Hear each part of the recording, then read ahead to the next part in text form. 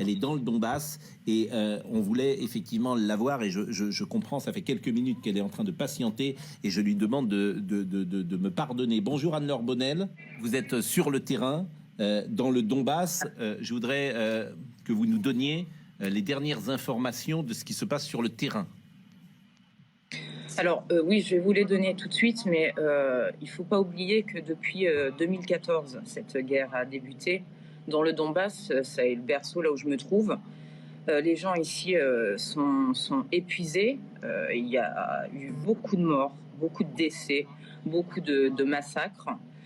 L'aviation a pilonné le Donbass en 2014, l'aviation ukrainienne.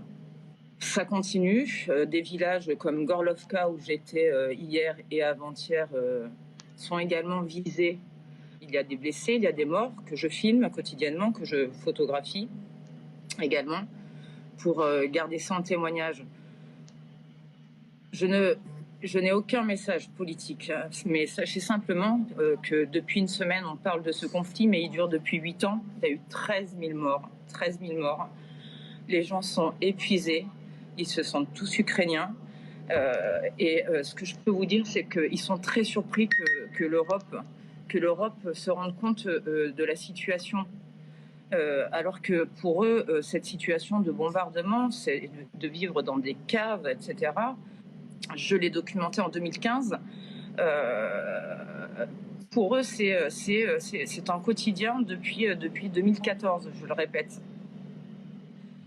Ensuite, je vous interromps parce qu'il y a effectivement tout le monde ne comprend pas la situation aussi précisément, évidemment, que vous la vivez depuis de nombreuses années. Vous avez dit, et ça m'a surpris, tous les gens se sentent ukrainiens. Et vous avez rappelé que les bombardements étaient ukrainiens il y a absolument. quelques jours. Mais quelque chose de grave, que visiblement la population du Donbass, en 2014, a été ciblée par son propre gouvernement. La population russophone a été bombardée par le gouvernement de Kiev. Oui, voilà. J'ai toutes les preuves, donc je pourrais vous les fournir en rentrant en France. J'ai les images. J'ai un film là-dessus. C'est incontestable. Mais aujourd'hui, les bombardements ou les exactions, elles sont russes ou elles sont russes ou elles sont ukrainiennes? Du côté où je suis, elles sont ukrainiennes. C'est l'armée ukrainienne. Je suis désolée de choquer tout le monde. Non, pas du tout. Et je ne prends pas parti. Je ne prends pas parti et je ne défends pas Poutine. Je ne prends pas de position. Simplement. Ce que vous dites est factuel. Et ces populations aujourd'hui a bombardé sa population. Les enfants ont vécu 8 mois dans des caves. Le film que j'ai fait en 2015 est une preuve de toutes ces crimes de l'humanité. J'assume. Je vous invite à le regarder. Hier, j'étais avant-hier dans une école. 2 institutrices ont été coupées en deux, le corps coupé en deux. Je rencontre j'ai mis des photos sur mon mur Facebook. En tout cas, je vous confirme qu'ici, dans la région du Donbass, côté russophone, encore aujourd'hui, ça bombarde. Hier, Donetsk a été touché.